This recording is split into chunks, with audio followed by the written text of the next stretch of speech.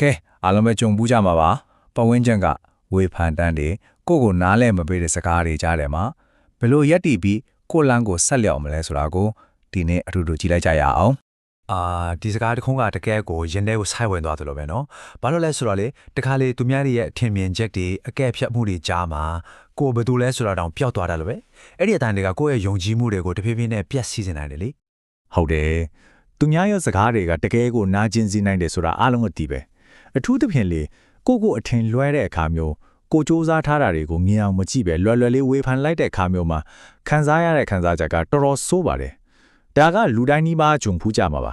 ဒါနဲ့လေဒီဝေဖန်မှုတွေကဘာလို့ဒီလောက်တော့မတရားဘလို့ခံစားနေရတာလဲအကြောင်းရင်းကတကယ်စိတ်ဝင်စားဖို့ကောင်းတယ်လူတွေရဲ့တဘာဝကလေကိုလောက်ခဲ့တဲ့ကောင်းတာလေးအများကြီးကိုကြောက်တော့တတိမထားမိပဲတခါတော့ခေသွားတဲ့အမားသေးသေးလေးတစ်ခုကိုပဲကြီးကြီးလုပ်ပြီးမြင်ရောပျော်ရောအဲ့ဒါကြောင့်ပဲမတရားဘူးလို့ခံစားနေရတာကဲဟုတ်ပြီအခုအဲ့ဒီဝေဖန်တက်တဲ့သူတွေရဲ့မျက်နှာဖုံးနောက်ွယ်မှာဘာလို့ရှိနေလဲဆိုတာကိုတစ်ချက်လောက်ချောင်းကြည့်လိုက်ကြအောင်ဒီမကြည့်လိုက်ရှင်းရှင်းလေးပဲရှင်းမှာတော့လူကောင်းရောင်ဆောင်ပြုံးပြုံးလေးနဲ့ဒါပေမဲ့နောက်ွယ်ရောက်သွားတာနဲ့လေသံတစ်မျိုးပြောင်းပြီးဝေဖန်တော့တာပဲသူတို့ပြထားတဲ့ပုံစံနဲ့သူတို့ရဲ့တကယ်စိတ်ရင်းကကချားစီပဲပို့ပြီးတော့ထူးဆန်းတာကဘာလဲဆိုတော့အဲ့လိုရှေးနောက်မညီတဲ့အဖြူမူတွေကိုသူတို့ကိုယ်တိုင်တောင်တတိမထားမိကြဘူးဒါကဘာလို့ပြနေလဲဆိုတော့သူတို့ရဲ့စကားတွေကကိုယ့်အကြောင်းထက်သူတို့ရဲ့စိတ်အခြေအနေကိုပဲပို့ပြီးဖော်ပြနေတယ်ဆိုတာပါပဲ Okay အဲ့တော့အပြင်ကားလူတွေအကြောင်းခဏမိထားလိုက်အခုအာယုံကိုကိုယ်စီပြန်လှည့်ရမယ့်အချိန်ပဲကိုယ်ရှောင်ရမယ့်လမ်းကိုပဲပြန်ပြီးအာယုံစိုက်ကြရအောင်သူတို့ကတော့သူတို့ဘာသာသူတို့ပြောချင်တာပြောနေမှာပဲထားလိုက်တော့ကိုယ့်ရဲ့တန်ဖိုးရှိတဲ့အချိန်ဒီစွမ်းရည်နဲ့ကိုသူတို့အတွက်သွားဖြုံးနေတော့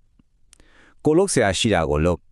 ကိုသွားရမယ့်လမ်းကိုပဲဆက်သွားတာကအကောင်းဆုံးပဲကဲအခုကျွန်တော်တို့ဒီကျောင်းရရဲ့အဓိကအနှစ်သာရခေါ်အားရပေါ့နော်အဲ့ဒီကိုရောက်လာပြီလူတယောက်ရဲ့တကယ်အဆက်တန်းဆိုတာကိုဘာနဲ့တိုင်းတာမှလဲလူတယောက်ရဲ့တကယ်အစတင်ဆိုတာလေဖိတ်ဆံဘလောက်ရှိလဲဘာတွေပိုင်ဆိုင်ထားလဲဆိုတာနဲ့လုံးဝမဆိုင်ဘူးတကယ်အစတင်တန်းဆိုတာကစိတ်ဓာတ်ပါပဲဟုတ်တယ် mindset အတွေးခေါ်ပါပဲလူတယောက်ရဲ့တကယ်တန်ဖိုးကိုတတ်မှတ်တာ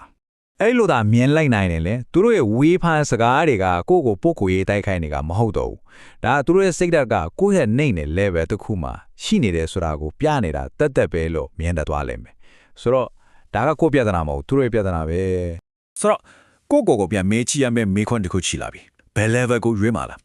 သူတို့ရဲ့နှိမ့်ကြတဲ့အဆင့်ထက်ကိုလိုက်ဆင်းမှာလားဒါမှမဟုတ်ကိုယ်စိတ်တက်ကိုမိမိမှာပဲထားပြီးရှေ့ဆက်သွားမှာလားအဖြေကကိုလက်ထဲမှာပဲရှိတယ်ကဲနောက်ဆုံးအနေနဲ့ပေါ့နော်အားလုံးတော့ခွန်အားဖြစ်စေမယ်ရှစ်စစ်ဖို့လမ်းကြောင်းရှင်းသွားစေမယ်အပိုင်းကိုရောက်လာပါပြီ